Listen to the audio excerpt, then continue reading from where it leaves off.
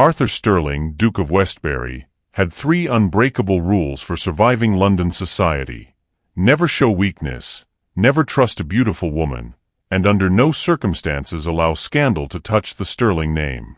On the night of December 22nd, 1842, at the Great Christmas Gala, he shattered all 3, and the woman who caused it shouldn't have existed at all. Smash that subscribe button like it's a crime scene. You don't want to miss what's coming next. The Sterling family had hosted the Great Christmas Gala for 143 years without a single scandal. Arthur Sterling, the 9th Duke of Westbury, intended to keep that record unblemished. The ballroom of Sterling House blazed with 1,000 candles, their light refracting through crystal chandeliers imported from Venice at ruinous expense. Garlands of holly and ivy wound through the gilt railings of the gallery, where the orchestra sawed away at something festive and forgettable. The air hung thick with the competing perfumes of hothouse roses, mulled wine, and the particular musk of 300 aristocrats packed into inadequate ventilation. Arthur stood near the marble fireplace, a strategic position that allowed him to observe the room while discouraging conversation. He'd perfected the art of looking profoundly occupied with nothing whatsoever. His posture communicated wealth, breeding, and an absolute disinterest in human connection. Lady Catherine Pembroke, his cousin and the evening's hostess, materialized at his elbow with the determination of someone who'd been attempting to get his attention for the better part of 20 minutes. "Arthur, you cannot spend the entire evening glowering at the drapery like it's personally offended you." "The drapery is new," he replied without looking at her. "I'm ensuring it was worth the expense. It's velvet. From France. It was worth the expense." Catherine adjusted her gloves with the sharp movements of barely suppressed exasperation. "Lord Pemberton's daughter has been making eyes at you for the past hour. The least you could do is acknowledge her existence." "I did acknowledge her existence." I nodded. "That wasn't a nod. That was a facial twitch that happened to occur while you were facing her general direction." Arthur finally turned to regard his cousin. Catherine was formidable in the way that small, determined women often were. She'd managed his household for 6 years with ruthless efficiency, and he suspected she could run the entire British Empire if someone simply asked her nicely. "I pay you a generous allowance to manage these events, so I don't have to participate in them," he said. "You pay me a generous allowance to prevent you from dying alone and miserable, surrounded only by your account ledgers and your principals." She plucked a glass of champagne from a passing footman's tray and thrust it into his hand. "Drink. Circulate. Pretend you possess a soul for at least another hour." He'd managed 43 minutes when catastrophe arrived. It began quietly, the way disasters always did in Arthur's experience. A subtle wrongness in the atmosphere, like the air pressure dropping before a storm. Arthur stood near the refreshment table, contemplating whether leaving his own gala before midnight would be considered unforgivably rude, when he heard it. A sound that didn't belong to the careful choreography of polite conversation and orchestral strings. A sharp intake of breath. Ragged, desperate. He turned. A woman stood 15 feet away, framed by the ballroom's French doors. She wore a gown of deep crimson velvet with intricate gold embroidery that looked distinctly Spanish, too dramatic, too foreign for an English Christmas gathering. Her dark hair was arranged in an elaborate style that was already coming undone, loose curls escaping to frame a face that was all wrong for London society. Too expressive. Too striking. Her skin had the warm olive tone of Mediterranean sun, completely at odds with the pale English complexion surrounding her. But it was her eyes that caught him. Dark, enormous, and absolutely terrified. She swayed. Arthur moved without thinking, a mistake he would later recognize as the exact moment his carefully constructed life began its spectacular collapse. He crossed the distance in 4 long strides, arms already outstretching, just as her knees buckled and she pitched forward like a marionette with severed strings. What followed was perhaps the least dignified moment in the history of the Sterling dukedom. The woman was taller than she'd appeared from a distance, and possessed what could only be described as catastrophically poor timing. As she fell, her beaded reticule swung upward with impressive force, catching Arthur squarely across the cheekbone with enough impact to make his vision spark. Her hair, elaborate and pinned with what felt like approximately 400 hairpins, came loose in a cascading wave that somehow managed to tangle in his cravat. Meanwhile, her body, despite Arthur's considerable height and strength, seemed determined to achieve horizontal status through pure physics, sliding through his grip with all the cooperation of oiled silk. "Steady, no, not bloody hell," Arthur grunted, attempting to adjust his hold while simultaneously preventing them both from crashing into the refreshment table. His boot caught on the hem of her gown. They lurched sideways. The woman's head lolled against his shoulder, her hair now thoroughly entangled with his neckcloth, smelling inexplicably of orange blossoms and something darker, cinnamon perhaps, or cloves. A champagne flute, knocked from the table by Arthur's elbow, launched itself into the air and shattered against the marble floor with a sound like a gunshot. The orchestra stopped playing. 300 aristocrats turned to stare. In the sudden crystalline silence, Arthur could hear his own breathing, ragged and undignified. The woman in his arms remained utterly unconscious, her weight pressing against his chest, one of her hands somehow clutching the fabric of his waistcoat in a grip that suggested she'd been holding on to consciousness by pure will until the exact moment she'd collapsed. "Good God," someone whispered. "Is she dead?" asked Lady Pemberton with horrified fascination. "She fainted," Catherine's voice cut through the murmurs with crisp authority. She appeared at Arthur's side with remarkable speed, her face a careful mask of concern that didn't quite hide the calculation in her eyes. "Arthur, bring her to the blue drawing-room. Immediately." "I don't know who she is," Arthur said, his voice lower than he'd intended, aware of the audience. The woman's head had settled into the curve of his neck in a way that felt unbearably intimate. "That hardly matters at the moment." Catherine was already moving, gesturing sharply at the footmen. "She's clearly unwell. Montgomery, clear a path. Mrs. Henderson, send for Dr. Thorne. Tell him it's urgent." Arthur looked down at the woman in his arms. Up close, he could see details he'd missed. A small scar at the edge of her eyebrow, the expensive quality of her gown's fabric, the way her lips were slightly parted as if she'd been about to speak when consciousness fled. Her chest rose and fell with shallow breaths that seemed too rapid. "Who is she?" Lord Pemberton demanded, pushing forward through the crowd. "Sterling, explain yourself." "There's nothing to explain," Arthur replied, his tone flat with the authority of someone accustomed to being obeyed. "The lady is unwell. I'm seeing to her care." "But is she?" Lady Pemberton's voice dropped to a scandalized whisper. "Is she invited?" The question hung in the air like accusation. Arthur realized with sinking certainty that he had absolutely no idea. He scanned the crowd, looking for anyone who might claim acquaintance with the mysterious woman, but met only curious, gossiping faces. "Montgomery," he called to his butler, who'd materialized with a supernatural efficiency that made him invaluable. "Did this lady arrive with anyone?"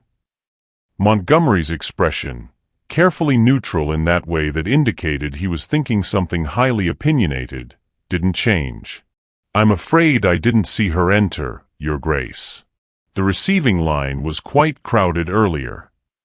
Of course it was. Which meant this woman could have arrived with anyone, or with no one, and was now collapsed in Arthur's arms before 300 witnesses who would ensure this story circulated through every drawing room in London by morning. His jaw tightened. The blue drawing room. Now. He turned, still holding his burden, and nearly collided with a footman carrying a tray of pastries. The crowd parted before him like water, their whispers rising in his wake. "Never seen her before." "Spanish, clearly," look at that embroidery. No chaperone, how scandalous. Duke of Westbury, of all people. Romantic, really, the way he caught her.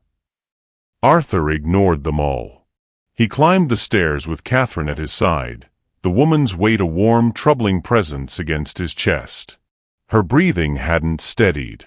If anything, it seemed more labored. "Catherine," he said quietly. "She's not merely fainted." "I know." His cousin's voice was tight. "Her lips have a faint blue tinge, and her skin is too cold." The blue drawing room was mercifully close. Arthur shouldered through the door. A footman rushed ahead to open it fully, and crossed to the settee near the fire. He lowered the woman as carefully as he could, acutely aware that this was the second time in 5 minutes he'd held an unconscious stranger in a thoroughly compromising manner. As he laid her down, something fell from her hand, a small piece of paper, folded multiple times, that had been clutched so tightly it had left creases in her palm. Arthur reached for it. "Don't." Catherine's hand caught his wrist. "Not yet. We don't know what this is." "What do you mean, what this is?" She collapsed. "At your gala. A woman no one knows, dressed to be noticed, who managed to get close enough to you, the most antisocial duke in London, to fall directly into your arms." Catherine's eyes were sharp. "Does that strike you as coincidence?" Arthur stared at his cousin, then back at the unconscious woman. Her face in repose looked younger, vulnerable. A thin sheen of perspiration had formed on her brow despite the coolness of her skin. "You think this is deliberate?" "I think we should wait for Dr. Thorne before making assumptions." Catherine bent to retrieve the fallen paper, holding it carefully by one corner. "But yes, Arthur. Nothing about this feels natural." The door burst open. Dr. Silas Thorne entered with the controlled urgency of a man accustomed to medical emergencies. He was younger than most society physicians, with sharp features and sharper eyes that assessed the scene in seconds. "Tell me what happened," he said, already moving toward the settee, his hands already reaching for the woman's wrist to check her pulse. "She collapsed in the ballroom. Sudden onset, no warning." Arthur stepped back, giving the physician room to work. "Her breathing is shallow and rapid. Skin is cold to the touch." Thorne's fingers pressed against the woman's neck, checking her pulse at another point. His expression grew grim. "How long ago?" 5 minutes. Perhaps 7. "Has she regained consciousness at all?" "No." Thorne pulled open his medical bag and withdrew a small vial. He uncorked it and passed it beneath the woman's nose. Smelling salts, Arthur recognized. The sharp ammonia scent filled the air. The woman didn't stir. "That's not normal," Catherine said quietly. "No." Thorne's voice was clipped. He set down the vial and began examining the woman more thoroughly, checking her eyes, the color of her lips and fingernails, the temperature of her extremities. His movements grew more urgent. "Dr. Thorne." Arthur prompted. The physician looked up, and Arthur felt something cold settle in his chest at the man's expression. "Your Grace, this woman hasn't merely fainted." Thorne held up one of her hands, pointing to the fingernails. "See this faint discoloration? And her breathing pattern, shallow, rapid, but regular. Her pupils are constricted despite the low light." "What does that mean?" "It means," Thorne said grimly, "that she's been poisoned." The word fell into the room like a stone into still water. For a moment, no one spoke. "Poisoned," Arthur repeated. "You're certain?" "Not without testing, but the symptoms are consistent. Possibly an alkaloid compound, something that acts on the nervous system." Thorne was already reaching for his bag again, pulling out more supplies. "She needs activated charcoal immediately," and we need to keep her warm and monitor her breathing. If it slows further, we'll need to take more aggressive measures." Catherine's face had gone pale. She was poisoned at our gala? Or before arriving? Thorn didn't look up from his work. These compounds can have a delayed effect. She might have ingested it an hour ago and only begun showing symptoms upon arrival. Arthur's mind worked rapidly, calculating. A poisoned woman. At his gala. Collapse publicly into his arms. No one knew who she was or how she'd arrived. "This is a trap," he said aloud. "Possibly." Catherine had moved to the window, looking out at the street below. Or she's fleeing something, someone, and sought refuge in a crowded place. By collapsing dramatically at a Christmas gala? Arthur's voice was sharp with disbelief. By collapsing near you. Catherine turned back, her expression grave. "Arthur, you're one of the most powerful men in London. If she needed protection, if she were truly desperate, seeking you out might not be as mad as it sounds." "I don't know her." "Are you certain?" He opened his mouth to confirm, then stopped. Was he certain? He looked at the woman on the settee, really looked at her. The line of her jaw, the arch of her brows, the shape of her hands. Something tugged at his memory. Faint, indefinite, like trying to remember a dream. "No," he admitted quietly. "I'm not certain." Thorn had managed to administer something, the charcoal mixture, Arthur assumed, by carefully parting the woman's lips and introducing small amounts while supporting her head. It was a delicate, disturbing process to watch. "She needs to stay here," the physician said. "Moving her now could be dangerous. I'll need to monitor her throughout the night." "Absolutely not." Arthur's response was immediate. "This is already a scandal. Having her remain here overnight will save her life, potentially," Thorn interrupted. "Your Grace, this woman is gravely ill. If she deteriorates, if the poison affects her respiratory system further, she could die without immediate intervention." The weight of that statement settled over the room. "The gala," Catherine said. "We have 300 guests downstairs who just watched Arthur catch a mysterious, dying woman. We need to manage this. Tell them she's ill. A severe case of influenza." Arthur moved to the fireplace, his mind already working through the implications. Have Montgomery discreetly inquire whether anyone recognizes her. Someone must know who she is. And if no one does, then we have a bigger problem than scandal.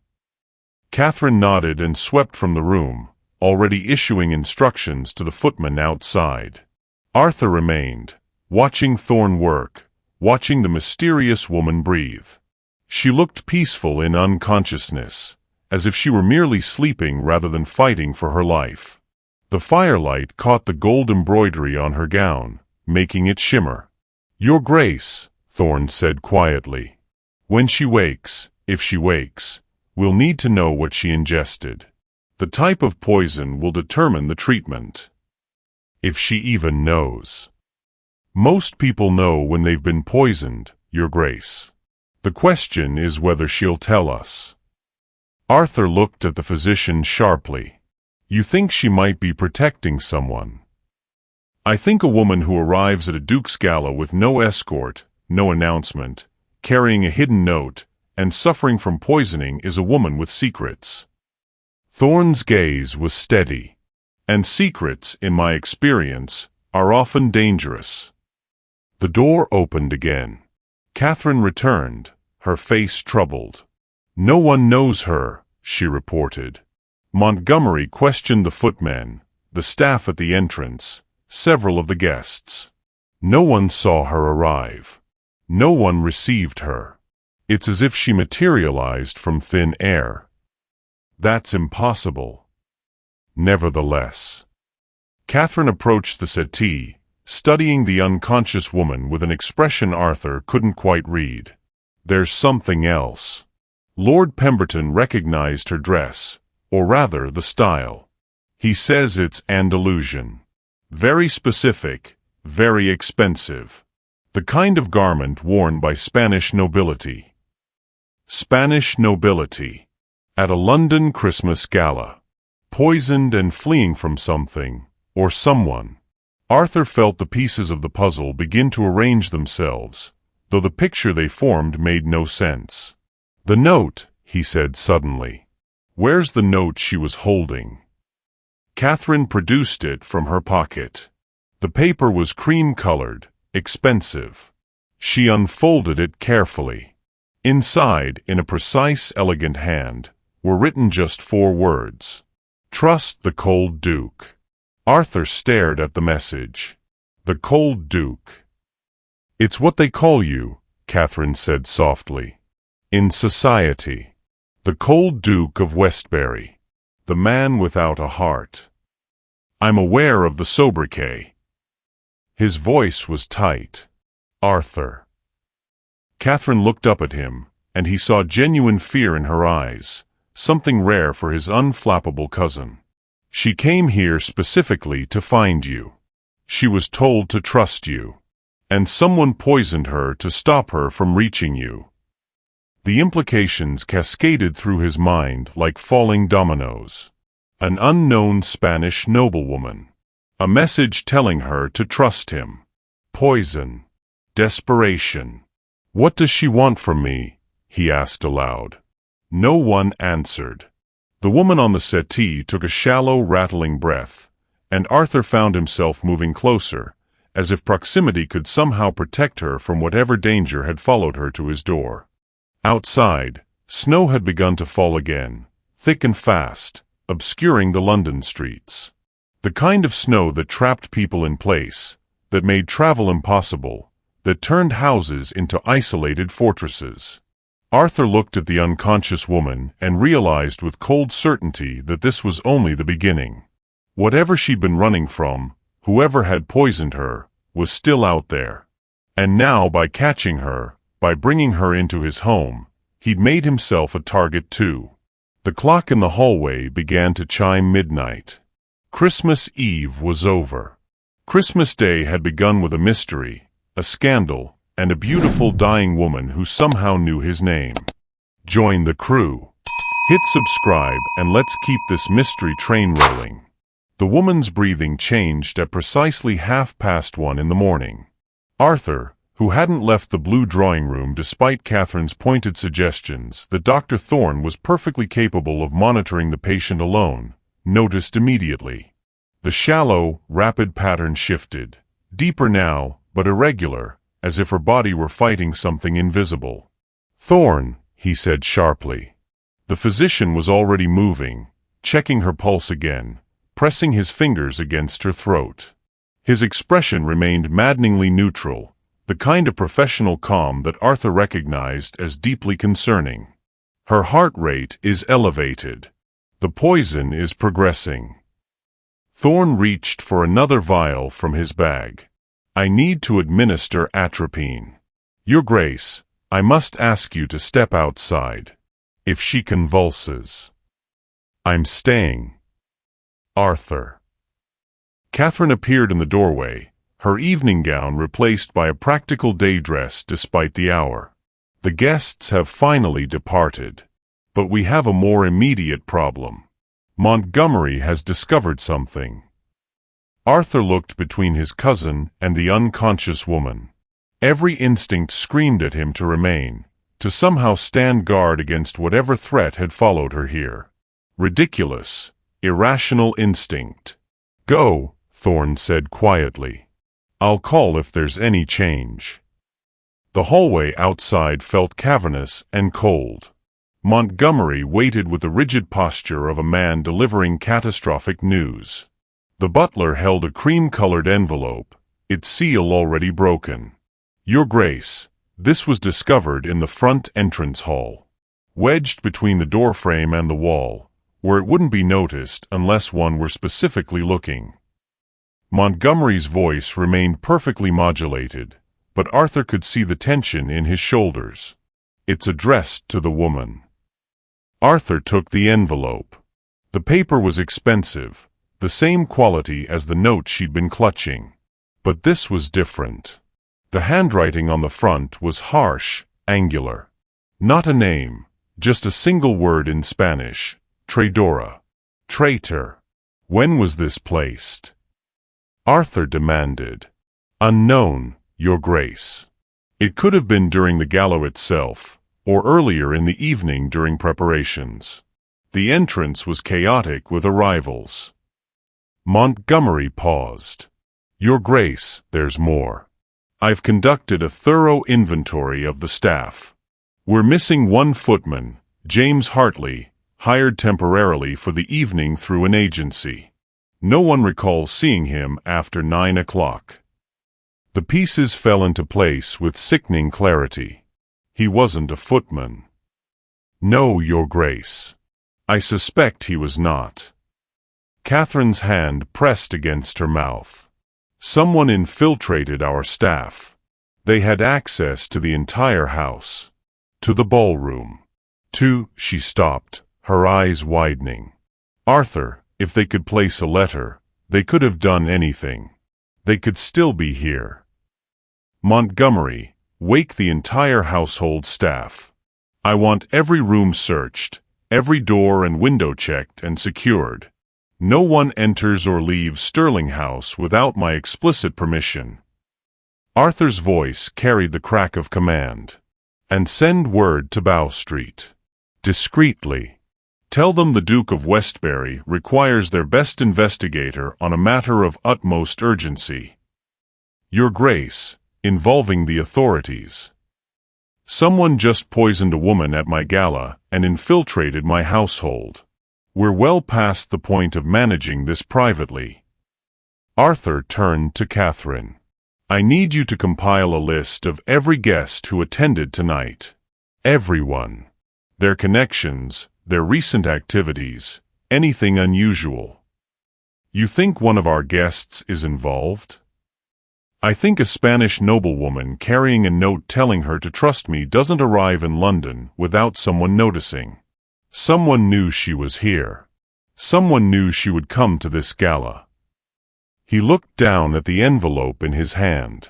Traidora. And someone is very, very angry about it. A crash from the drawing room sent all three of them running. Arthur burst through the door to find Thorne struggling to hold the woman down as her body arched violently, every muscle locked in spasm. Her eyes had snapped open, those dark, terrified eyes, but they saw nothing, rolled back until only the whites showed. Convulsions. Thorne grunted. Help me, we need to prevent her from injuring herself. Arthur was beside the settee in an instant, catching the woman's flailing arm before it struck the side table. Her skin burned against his hands, fever-hot despite the earlier chill. Her back bowed impossibly, and a sound tore from her throat, not quite a scream, something more primal, the body's rebellion against whatever poison coursed through her blood. Hold her still, Thorne commanded, producing a small syringe. This will stop the convulsions, but I need. The woman's eyes suddenly focused, fixed directly on Arthur with an intensity that froze him in place. Her lips moved, forming words he had to lean closer to hear. El documento, she whispered in Spanish, her voice raw. Los herederos de sombra. Ellos vienen por ti. The document. The heirs of shadow. They're coming for you. Then her eyes rolled back again, and she went completely limp. Now. Thorne plunged the syringe into her arm, depressing the plunger with practiced efficiency. 3 endless seconds. Nothing happened. Then the woman's breathing steadied, her rigid muscles slowly relaxing into unconsciousness. Arthur remained frozen, her words echoing in his mind. They're coming for you. Not for her. For him. What did she say? Catherine demanded from the doorway. She spoke Spanish. Something about heirs and shadows. Arthur straightened, his hands still trembling from the aftermath of adrenaline. Catherine, that list of guests. I need it within the hour. And add anyone with connections to Spain. Business, family, diplomatic, anything. Arthur, what's happening? He looked at his cousin, then at the unconscious woman who had crashed into his life with the force of a cannonball, bringing poison and secrets and danger. Outside, snow continued to fall, transforming London into a silent, frozen maze. No one would be traveling anywhere tonight. They were trapped, all of them, in Stirling House with an infiltrator who'd already proven their willingness to kill. I don't know, Arthur admitted. But whoever she is, whatever she's involved in, it's no longer just her problem. They've brought the war to my doorstep. Montgomery appeared in the doorway, his face grim. Your Grace. The window locks in the East Wing Library have been forced. Recently. Whoever broke them may still be inside the house. The cold Duke felt ice crystallize in his veins. Not fear. Something harder, sharper. Someone had violated his home, threatened his household, poisoned a defenseless woman under his roof. They'd made a terrible mistake. Lock down Stirling House, Arthur commanded. Every exit. Wake the footmen. Arm them if necessary. No one leaves. And no one else gets in. He turned back to the woman on the settee, this mysterious Spanish noblewoman who'd brought chaos to his orderly life. Her fever-flushed face looked young, vulnerable. But she'd known to come to him. Had chosen him specifically. The question was why. And Arthur suspected the answer was going to cost him everything he'd spent his life building. Outside, the Christmas bells of London began to toll. Dawn was still hours away. The longest night had only just begun. If you're loving the suspense, you know what to do. Hit that subscribe and let's get into it. Dr. Thorne found it at 3:30 in the morning, embedded in the crimson fabric of the woman's gown like a serpent hiding in roses. Arthur had been standing at the window, watching his footmen search the east wing with lanterns that bobbed through the darkness like fireflies, when Thorne's sharp intake of breath made him turn. Your Grace. The physician's voice carried a strange quality, part fascination, part horror. You need to see this. Thorne had been examining the woman's clothing with meticulous care, looking for anything that might identify her or explain the poisoning. Now he held up a small object between his forceps, angling it toward the candlelight. A brooch. Exquisitely crafted, fashioned to resemble a red rose with gold leaves. Beautiful, except for one detail that made Arthur's blood run cold. The thorns were needles. Real needles, their tips stained dark. She was wearing this pinned to her bodice, Thorne said quietly. Hidden in the folds of fabric where it wouldn't be visible. When she collapsed, when you caught her, he gestured to Arthur's waistcoat. Look at your left side. Just below the ribs. Arthur looked down. A tiny puncture mark marred the silk, barely visible. He hadn't felt anything at the time, too focused on preventing her fall. I've been scratched by thorns before, Thorne. Hardly cause for concern. Not thorns, Your Grace. Needles coated with the same substance that's killing her. Thorne set the brooch carefully on a cloth, treating it like the weapon it was. This is belladonna. Deadly nightshade. A very specific preparation, not enough to kill immediately, but enough to cause progressive symptoms. Dilated pupils, fever, confusion, convulsions. He paused. Someone didn't just want her dead. They wanted her to suffer first. To lose her faculties before the end. Catherine, who'd returned with the guest list, stood frozen in the doorway. Are you saying Arthur has been poisoned too? A minimal dose through a scratch. He'll likely experience some symptoms, perhaps slight fever, mild confusion, but nothing fatal. Thorne's eyes remained fixed on Arthur. But that's not what concerns me most. This brooch is a message. What message? Arthur demanded, though ice was already forming in his gut. The poisoned rose is an old Spanish assassination technique, dating back centuries, used by a group called Los Herederos de Sombra. Thorne's expression was grim. The heirs of shadow. A secret society that operated during the Inquisition. They specialized in making deaths look like accidents or natural causes. Political enemies, religious dissidents, anyone who threatened the established order. They were believed to have been destroyed in the 1790s. The same name the woman had whispered during her convulsion. Clearly they weren't destroyed, Arthur said flatly. If she's running from them. She's not running from them, Your Grace. Thorne picked up the brooch again, examining it with a jeweler's precision. She's one of them. Look at the craftsmanship. This isn't something an amateur could create. The needles are positioned at precise angles to pierce clothing and skin during specific movements. The poison is carefully measured. This is the work of someone trained in the art. The words hung in the air like a death sentence. You're saying she came here to kill me, Arthur said slowly. I'm saying she came here wearing the means to kill someone. Whether that someone was you. Thorne trailed off meaningfully. Catherine moved into the room, her face pale but determined. Or she was forced to wear it. A test, perhaps. Or insurance. Whoever sent her wanted to ensure she couldn't betray them without dying in the process. Arthur looked at the unconscious woman. Even in the grip of poison, her face held a certain defiance, a strength that spoke of iron will. He thought of her desperate whisper, "They're coming for you." She tried to warn me, he said aloud. In Spanish.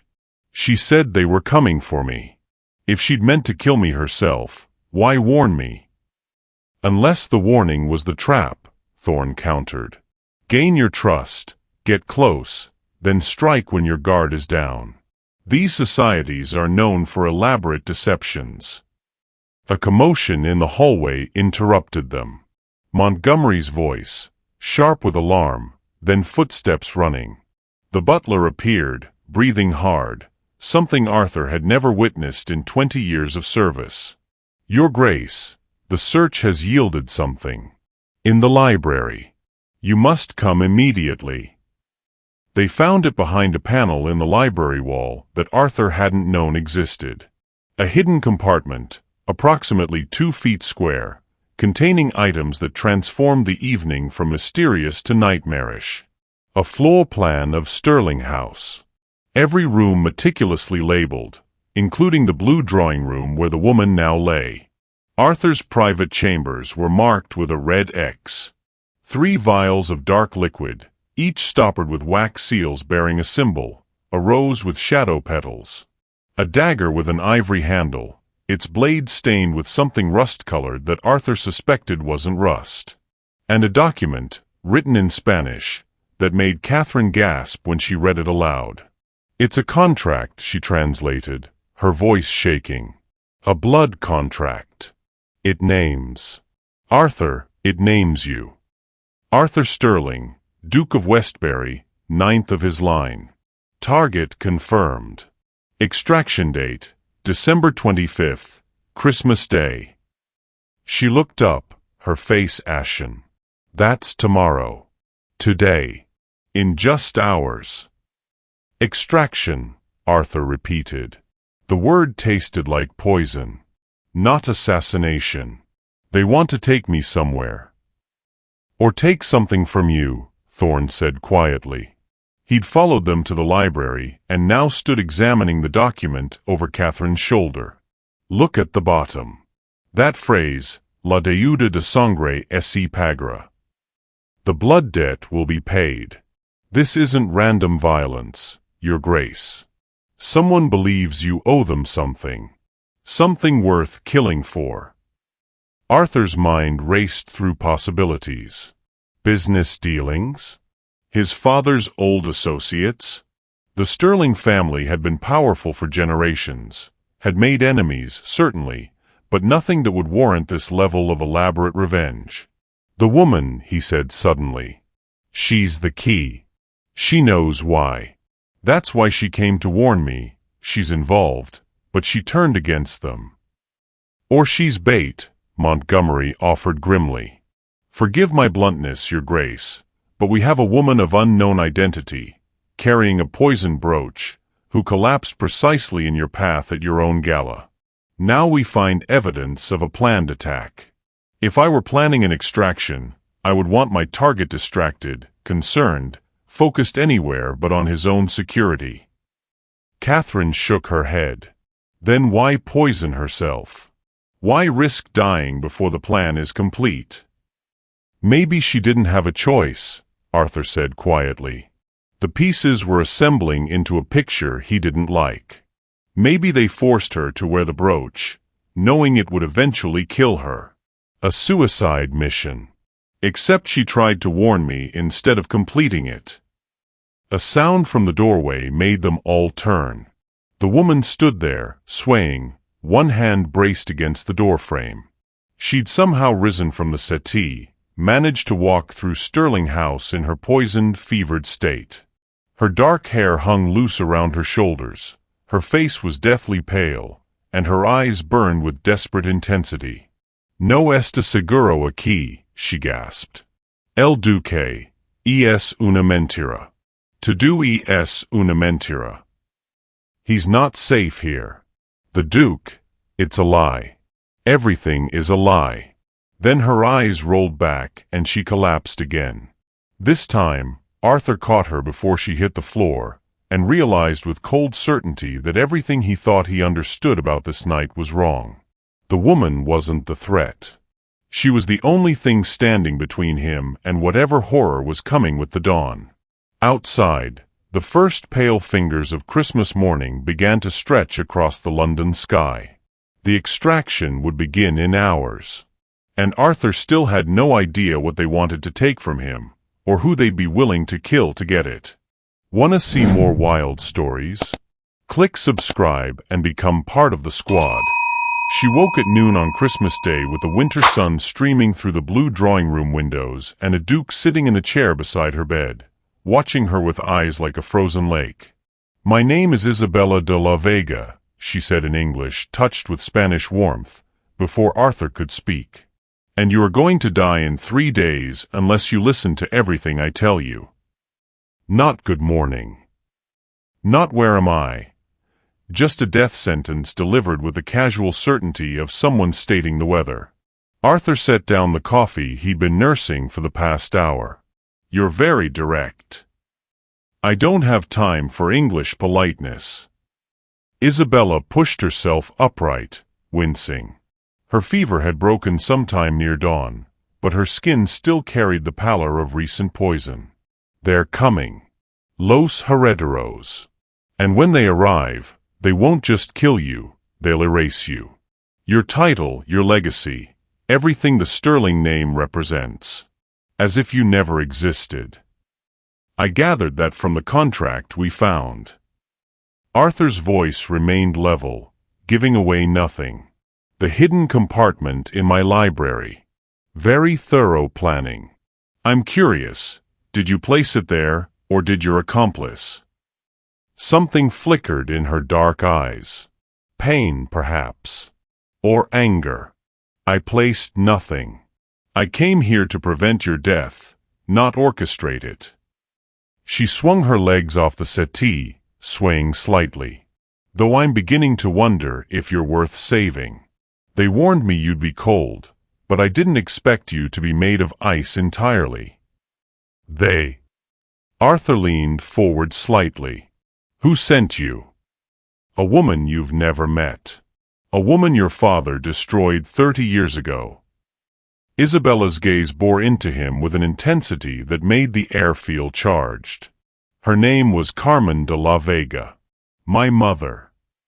The name meant nothing to Arthur. He said as much. Isabella laughed, but there was no humor in it. Of course it doesn't. That's how men like your father operated. Ruin a woman's life, take everything she valued, then forget her name before breakfast. She stood, her crimson gown wrinkled and stained, but her posture remained regal. My mother was the daughter of the Conde de Sevilla.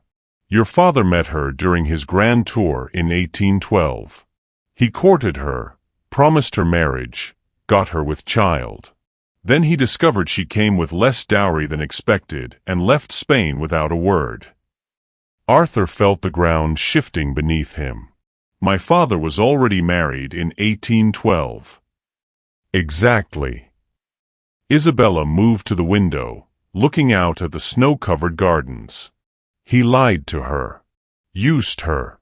When she wrote to him, begging for help, he sent money, hush money, and a letter telling her to dispose of the problem quietly. She didn't. She had me instead. Lost everything. Her family disowned her.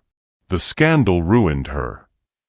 And you came to London for revenge. Arthur's voice had gone very quiet. I came to London because my mother spent her last breath making me promise to save you. Isabella turned, and Arthur saw tears threatening in her eyes, though she blinked them back with fierce pride. She died 3 months ago. On her deathbed, she told me about Los Herederos, about what they'd discovered, about the blood debt your family owes to Spain that goes back 7 generations. And she told me that despite everything your father did to her, despite the life of poverty and shame she endured, she couldn't let an innocent man pay for his father's sins. How wonderfully noble, Arthur said, his tone sharp as a blade. Though you'll forgive me if I find this story conveniently dramatic. A dying mother's last wish, a secret society, a blood debt spanning centuries. It reads like a Gothic novel. You think I'm lying? Isabella crossed the room in 3 swift steps, her eyes blazing. You think I poisoned myself? Infiltrated your home?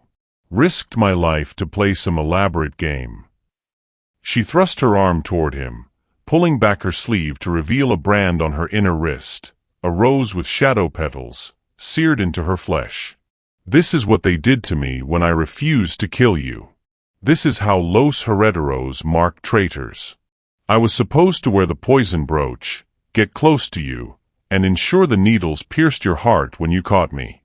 Instead, I tried to fall away from you. Failed at that too, apparently. Arthur stared at the brand. The skin around it was angry red, infected. Recent. The cruelty of it made something twist in his chest, an emotion he couldn't quite name. Why? He asked quietly. Why betray them to save me? Because I was raised by a woman who believed in honor even when honor destroyed her. Isabella's voice broke slightly. Because my mother looked at the contract, at what they planned to do to you, and said he's innocent. Because she made me swear on her grave that I would find the cold Duke of Westbury and warn him, no matter the cost. She sank into the chair Arthur had vacated, suddenly looking exhausted. I expected a man of honor, someone worthy of my mother's mercy.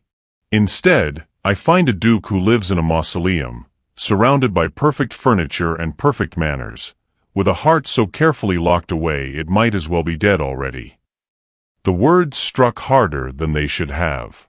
Arthur found himself on his feet, moving to the fireplace. You know nothing about me. I know you've turned your life into a ledger book. Every emotion balanced, every risk calculated, every human connection maintained at precisely the correct distance.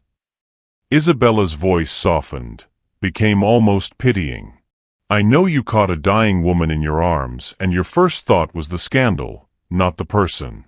I know you're so terrified of feeling anything real that you've built a fortress of ice around yourself and called it dignity. I am not terrified. Then why haven't you asked me about the blood debt? Isabella interrupted. Why haven't you demanded to know exactly what they want from you? Because you're afraid of the answer.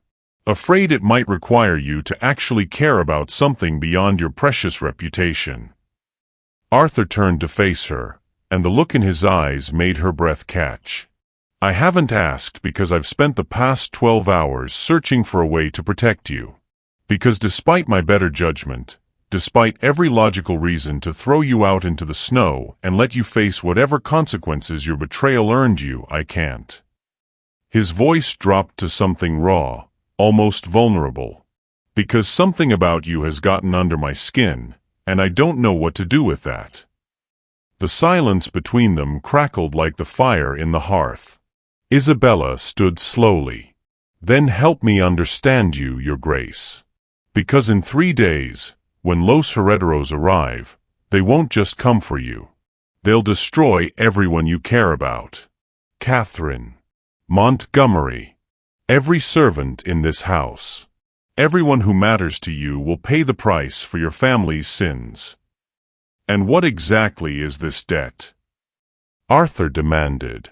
Isabella reached into her bodice and withdrew a folded parchment, yellowed with age. In 1642, your ancestor, the first Duke of Westbury, stole something from Spain. A relic. A document proving the legitimate heir to a Spanish duchy. He used it to blackmail his way into power, into his title. Built his fortune on theft and lies. She held out the parchment. Los Herederos want it back. And they believe you know where it is. Arthur took the document, his hand steady despite the implications crashing over him. I don't know anything about a stolen relic. Then we have 3 days to find it, Isabella said quietly.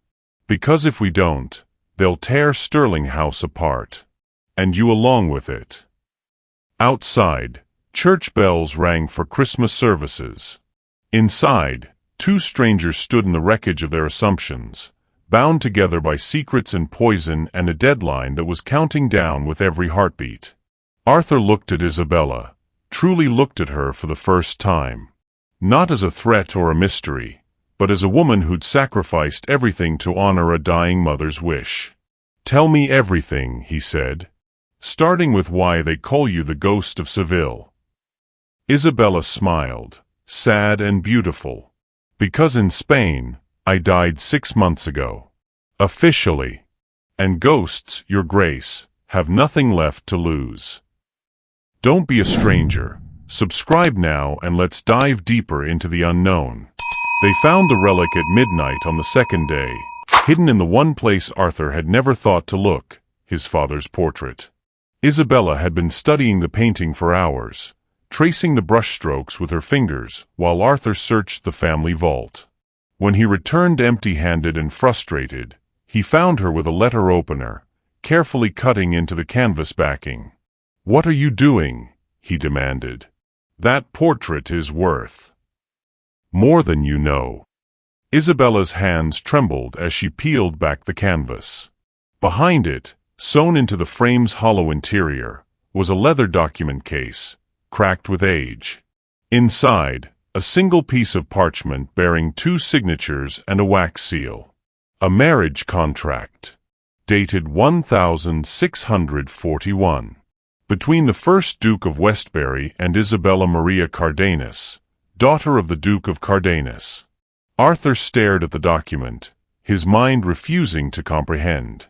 This isn't possible. The first Duke married Eleanor Hastings. It's recorded in every history. He married Isabella Cardenas first, Isabella said quietly. In Spain. A secret ceremony. She was pregnant. He promised her everything. Then he returned to England, discovered Eleanor's family had more political power, and married her instead. Bigamy disguised as convenience. If this is real, then Eleanor's marriage was invalid, which means every Duke of Westbury since then has held a stolen title. Isabella's eyes met his. Including you. The words fell like an executioner's axe. Arthur's entire world, his name, his legacy, everything he built his identity around, was suddenly built on sand. The legitimate line should have passed through Isabella Cardenas's son, Isabella continued. My ancestor. The child the first Duke abandoned. We are the rightful heirs to Westbury. Los Herederos doesn't want the document to blackmail you, Arthur. They want it to restore what was stolen. To give the Cardenas family what should have been theirs for 3 centuries. Arthur's legs gave out. He sank into a chair, the parchment still in his hands. You've known this entire time. No. Isabella's voice cracked. I knew about my mother and your father. I knew about the blood debt. But this, she gestured at the marriage contract. I only learned the full truth 3 hours ago when my memory returned completely. The poison, it caused selective amnesia. I forgot the most important parts. Until now. And now you remember. Arthur looked up at her, his face a mask of devastation. You remember that you're not just Isabella de la Vega. You're Isabella de la Vega y Cardenas. The rightful heir to my title. Yes. The silence stretched between them like a chasm. So everything I am is a lie, Arthur said finally. My name. My position. My entire existence. Built on my ancestors' betrayal and sustained by 300 years of ignorance. Arthur. Don't. He stood abruptly, pacing to the window. Outside, snow fell in thick curtains, burying London under layers of white. This is what Los Herederos wanted, isn't it? Not just the document. They wanted you to befriend me, to make me trust you. So when the truth came out, it would destroy me completely. That was their plan, Isabella admitted. But I didn't go through with it. You're here, aren't you? You found the document. You have everything you need to take my title, my estates, everything. Arthur's laugh was bitter. Congratulations. Your mother's revenge is complete. The Sterling family will be ruined by Christmas morning. Poetic, really. Stop it. Isabella crossed to him, grabbing his arm. You think I want this? You think I traveled to London, poisoned myself, betrayed Los Herederos, risked everything, just to steal your title? Why else would you be here? Because I fell in love with you, you infuriating, stubborn, impossible man. The words burst from Isabella like a confession torn from her soul. Because somewhere between your cold logic and your desperate need to protect everyone around you, I stopped seeing the cold Duke and started seeing Arthur. Just Arthur. The man who sat by my bedside for 3 days. Who caught me when I fell. Who looks at me like I'm something precious even when I'm holding the weapon that will destroy him. Arthur stared at her, his chest heaving. You can't love me. You barely know me. I know you better than you know yourself. Isabella's eyes blazed. I know you're terrified of losing control, of feeling too much, of being vulnerable. But I also know that behind all that ice is a man who cares so deeply it scares him. A man who would sacrifice everything for the people he loves. A man worth saving, even if it costs me everything. Isabella. I'm going to burn it. She reached for the marriage contract, but Arthur caught her wrist. What? The contract. I'm going to burn it. Right now. In that fireplace. Her voice was steady with conviction. Los Herederos can claim whatever they want, but without this document, they have no proof. Your title remains intact. Your legacy survives. You'd give up everything? Arthur's grip tightened on her wrist. Your birthright. Your family's justice. The wealth and power that should have been yours. For what? For me. For honor. Isabella's eyes never left his.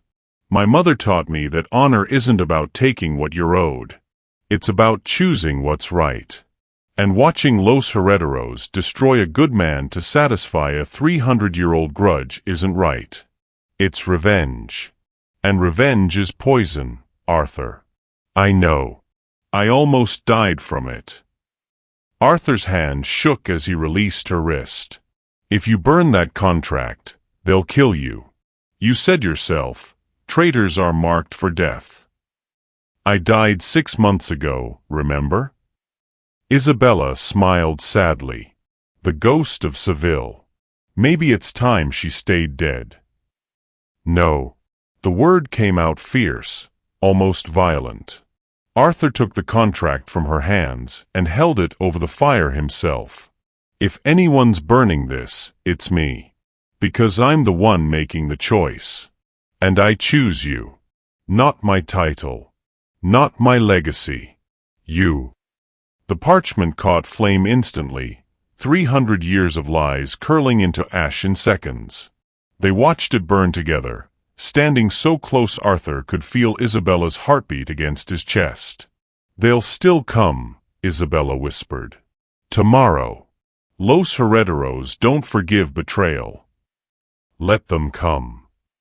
Arthur turned her to face him, his hands framing her face with a gentleness that contradicted the steel in his voice. I've spent my entire life defending a name that wasn't rightfully mine. Maybe it's time I defend something that actually matters. And what's that? You. He kissed her then, soft and desperate and full of everything he'd spent 30 years refusing to feel. When they broke apart, his forehead rested against hers. I love you, Isabella de la Vega. The woman who crashed into my life and destroyed everything I thought I was. The woman who showed me that being vulnerable isn't weakness, it's the only thing that makes us human. Isabella laughed through her tears. The cold Duke, admitting he has feelings. My mother would have liked you. I wish I could have known her. She knew you. Isabella touched his face. She saw you in the man you'd become. That's why she sent me. Not for revenge. For redemption. For both of us. A crash downstairs made them both freeze. Voices. Shouting. The sound of breaking glass. Los Herederos had arrived early. Arthur pulled Isabella behind him, his body a shield. Catherine, he shouted. Montgomery. To arms. The door burst open. 3 figures in dark cloaks, faces hidden, weapons drawn. The leader stepped forward, pushing back his hood to reveal a face Arthur recognized. Lord Pemberton. His own guest. His supposed friend. Well, Pemberton said with a cold smile. This is unfortunate.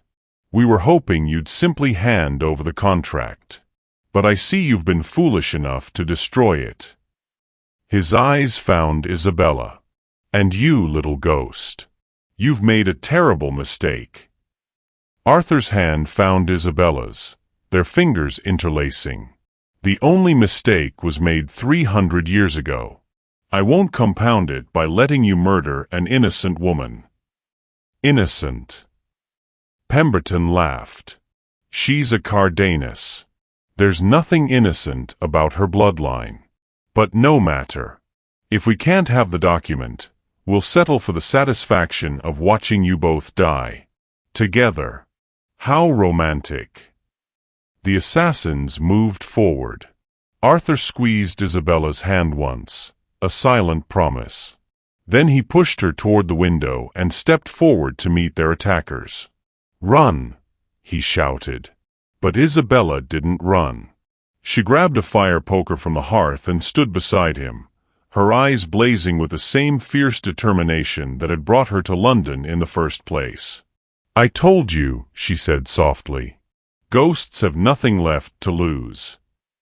And as the assassins attacked, as Christmas morning dawned cold and merciless over London, the cold Duke and the ghost of Seville fought together, for honor, for love, for a future neither of them had expected to survive long enough to see.